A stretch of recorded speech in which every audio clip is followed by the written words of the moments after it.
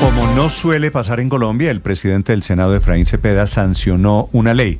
Esta ley permite utilizar a alcaldes y gobernadores los excedentes del FOMPET, una ley que le da vigencia a una reforma a este fondo de excedentes territoriales. El doctor Didier Tavera es el director ejecutivo de la Federación de Departamentos. Doctor Tavera, buenos días.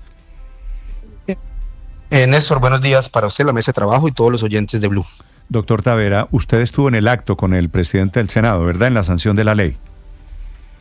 Sí, señor, estuvimos ayer en el Palacio de la Proclamación acompañado de otros gobernadores del país.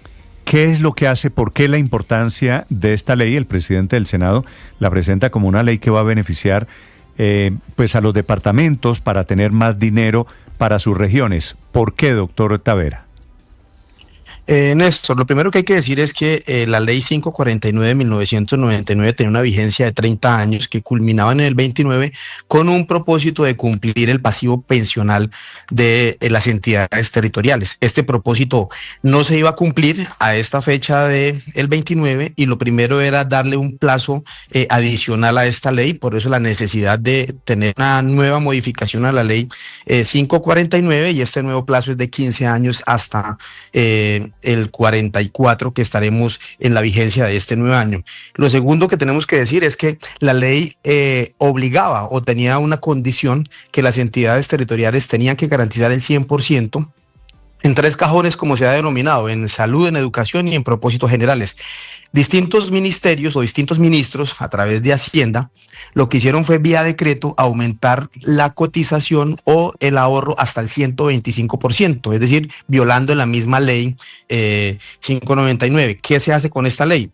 Haciendo claridad que la ley 549 como lo establecida, solo están obligadas las entidades territoriales a cotizar o llegar a un ahorro del 100% y los excedentes que se giren superiores al 100% deberán ser devueltos a las entidades territoriales. Adicional a ello, este fondo de pensiones territoriales tiene ya un ahorro de 61 billones de pesos, de lo cual hay una preocupación porque solo cerca de 16 o 15 billones de pesos están en fiducias. Hace más de 2 años que no se licitan las fiducias y ahí encaja en Hacienda 45 billones de pesos de las entidades territoriales dando vueltas sin que generen excedentes ni dividendos para las entidades territoriales, sumado a que desde el año 2018, porque hay que decirlo que esto no es de este gobierno actual, sino de gobiernos anteriores, no han cumplido con las obligaciones de las distintas fuentes que suplen el Fondo de Pensiones, Sistema General de Participaciones, señor. Este FOMPET hasta hoy es administrado por el Ministerio de Hacienda, ¿verdad? Sí, señor, así es. ¿Quién cambia?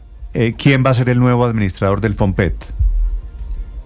No, aquí obviamente como está el FOMPET, lo que se quiere realmente es que los recursos estén en una fiducia, que se generen dividendos y lo más importante es que la DGRES y demás y el Ministerio de Hacienda tenga cuentas claras, que se sepa cuáles son las mesadas pensionales que se deben devolver a las entidades territoriales cuando se cumpla este ahorro, que se garantice el desahorro y lo más importante es que se ajuste esta cobertura al 100% y se cumplen las normas. Hoy hay que ir allá a hacer lobby ante el Ministerio de Hacienda. Antes se podría decir que habían prácticas no santas en cómo garantizar ese desahorro. La falta de actuarios en el país no era tan claro para lograr cómo llegar a ese desahorro y pues esta ley lo que hace es primero tener control político, tener monitoreo, exigencias, que se tengan que entregar informes. El ideal es que se llegue... Tener control político, perdóneme, es para que el gobierno no le pueda echar mano a los recursos de las entidades territoriales. Así es, Néstor. En términos castizos, esa es la finalidad, que haya un control real y que los recursos de las entidades territoriales tendientes a garantizar los pasivos pensionales estén en fiducias, estén rentando, estén garantizándose las mesadas pensionales y que cada vez que usted llega al 100% del ahorro, pues la entidad territorial tenga derecho a desahorrar el mayor porcentaje que tenga. Básicamente, doctor Tavera, esta ley lo que permite es que los mandatarios regionales puedan utilizar los excedentes del FOMPET, que son recursos para pagar pensiones, en otros proyectos, en otras iniciativas diferentes a las pensiones. ¿Le entiendo bien? Así es, efectivamente. Cada vez que usted llegue al 100% del ahorro en el sector salud, en el sector educación, en el sector propósitos generales y esté cubierto este pasivo, usted pueda utilizar estos excedentes de mayor recaudo que tiene o de mayor traslado que ha hecho al fondo, que puedan ser utilizados, o el término lo permite, desahorrados para sectores de inversión. Usted me dice, ¿el fondo tiene cuántos billones? Me dijo, ¿90 billones? 61 billones de pesos en este momento, Néstor, tiene ya ahorrados el fondo, de los cuales solo están en fiducia 15 billones y los otros 46 billones de pesos están en caja en Hacienda. Y la jugada a través de esta ley sancionada por el presidente del Senado, ¿le da caja a las regiones o a los departamentos de cuánto de esos 60 y pico de billones? No, de esos 61 billones de pesos nada cambia las reglas, eso sigue en el ahorro. Ahí empieza, ya tiene que verse diferencial en cada departamento, quién tiene más ahorro del 100% en el sector salud, más ahorro en el sector educación y más ahorro en el sector propósitos generales, y pueda desahorrar. Pero de momento, de los 61 billones hay que surtir el trámite de que demuestren que tienen el ahorro del 100% para poder desahorrar de esos 61 billones de pesos. Lo más importante es que el gobierno cumpla con la obligación de tener esos recursos en fiducias, rentando, generando dividendos, excedentes que sirvan a la vez para ir llenando esa capacidad del 100%. Ahora, doctor Tavera, si esto es tan bueno, ¿por qué el presidente Petro no quiso sancionar la ley?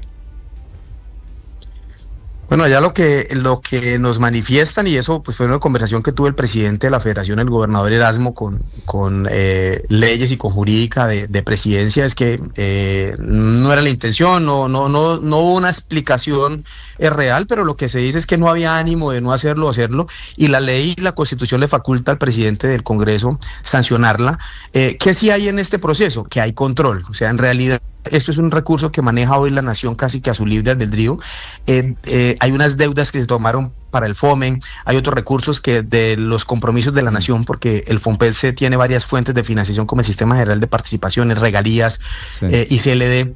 Las entidades territoriales estaban cumpliendo, pero la nación no estaba cumpliendo. Esto los pone en cintura y obliga a que tengan que hacer los giros, y en el caso de los cerca de los 5 billones de deuda que tiene la nación con el FOMPET, así hoy no tengan la caja para girarlos, por lo menos que los causen, porque nunca íbamos a llegar a coberturas si la misma nación no cumple con los giros que tiene que hacer para poder llegar a los porcentajes que obliga la ley. Doctor Tavera, ¿y qué los hace a ustedes, a los representantes de los departamentos, estar seguros de que el gobierno les va a girar la plata? Pues bueno, Néstor, como decimos, siempre hay que tener confianza y fe, y sobre todo en el cumplimiento de la ley. Ahí hay una representante ante el FOMPET que es la gobernadora del Valle, la doctora Dilian Francisca Toro, y esperamos pues que ella haga lo propio en este comité. ¿No estaban hace 2 meses con que nada para Dilian Francisca? Pues yo espero que esos impases del pasado ya hayan sido superados y hayan sido coyunturas de momento.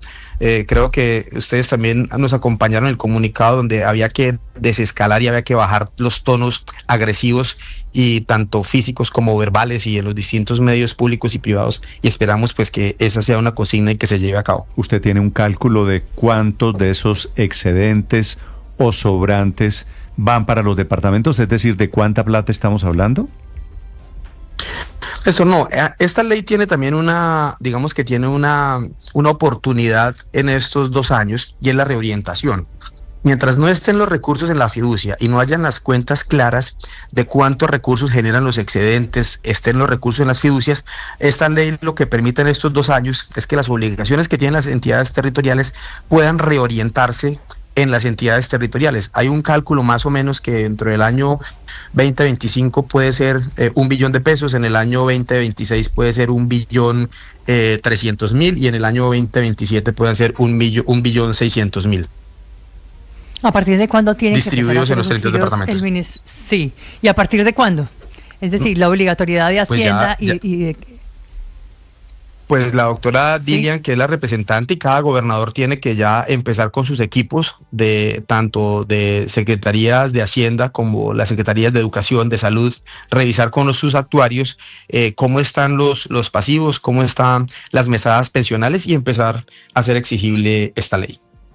Estos son los cambios en el FOMPET, en una FOMPET, en una ley sancionada por el presidente del Senado.